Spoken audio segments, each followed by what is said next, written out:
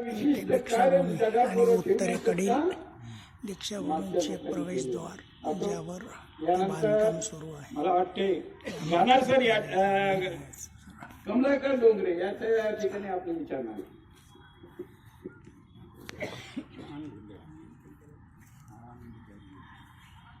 नमस्कार सर्वांना. येऊ घातलेल्या जनगणनेसंबंधी सांगणार आहे. हे दीक्षाभूमीच्या उत्तरेकडील प्रवेशद्वार बघा. दीक्षाभूमी स्मारकाच्या उत्तरेकडील प्रवेशद्वार आणि यांच्या अगदी समोर फ्रंटला हे कन्स्ट्रक्शन बांधलं जात आहे. आणि ते जाणून यासाठी बांधलं गेलं आहे की भविष्यात ही जागा शासनाने दीक्षाभूमीच्या स्मारकाला देऊ केलेली आहे. ही कॉटन रिसर्च सेंटरची जागा आणि याच ठिकाणी त्यांनी कन्स्ट्रक्शन केलेलं आहे की जेणेकरून ही जागा देताना ही अडचण. हे बघा, हा फ्रंट आहे. फ्रंट आणि माझ्या अगदी पाठीमागे बघाल तर हे कन्स्ट्रक्शन आहे.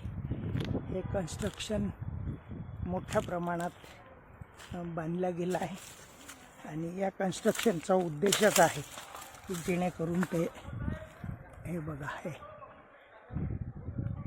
हे कन्स्ट्रक्शन याचा उद्देश काय अजून कळायला मार्ग नाही. परंतु हे दीक्षाभूमी स्मारकाच्या अगदी उत्तरेकडील जे प्रवेशद्वार आहे तिथं मोठं कन्स्ट्रक्शन उभं राहिलेलं आहे. आणि हे तर ही कॉटन रिसर्च सेंटरची जागा आहे.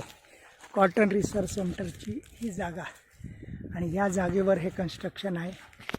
हा एवढा थोडासा खुला पार्ट आहे पण इथून हे प्रवेशद्वार उत्तरेकडे काचीपुरा रोडवर टेम्पल बाजार रोड ज्याला म्हणतो तिकडे हा निघणारा मार्ग आहे.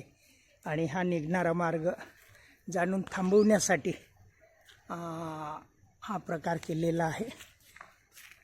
स्टेट गव्हर्मेंट सेंट्रल गव्हर्मेंट यांनी यासाठी आंदोलन आता यांच्या विरोधात बहुजन समाज पार्टीने 2 एप्रिल रोजी संविधान चौकात शासनाने ही जागा कॉटन रिसर्च सेंटरची आणि पूर्वेकडील हेल्थ विभागाची जागा स्मारक समितीला द्यावी यासाठी 2 एप्रिल रोजी आंदोलन आहे.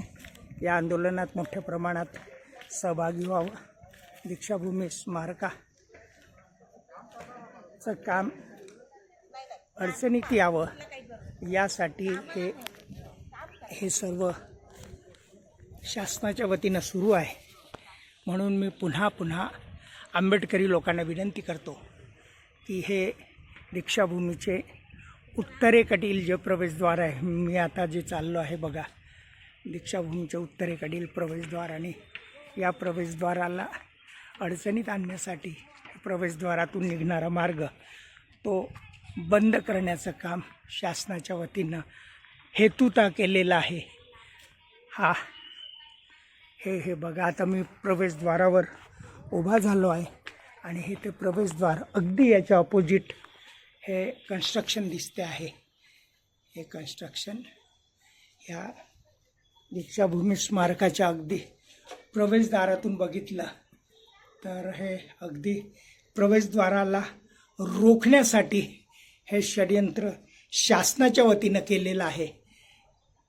मागील अनेक वर्षापासून कॉटन रिसर्च सेंटरची जागा कापूस अनुसंधानासाठी शासनाने यांना दिली, परंतु इथं कुठे अनुसंधान होत नाही. अनुसंधान केंद्र तसंही खापरीला आहे, त्यांच्याकडे शेकडो एकर जमीन आहे, परंतु ही जमीन फक्त इथं क्वार्टर्स आहेत. जाणून अडचणीत आणण्यासाठी ही जमिनीवर हे कन्स्ट्रक्शन उभारलं आहे.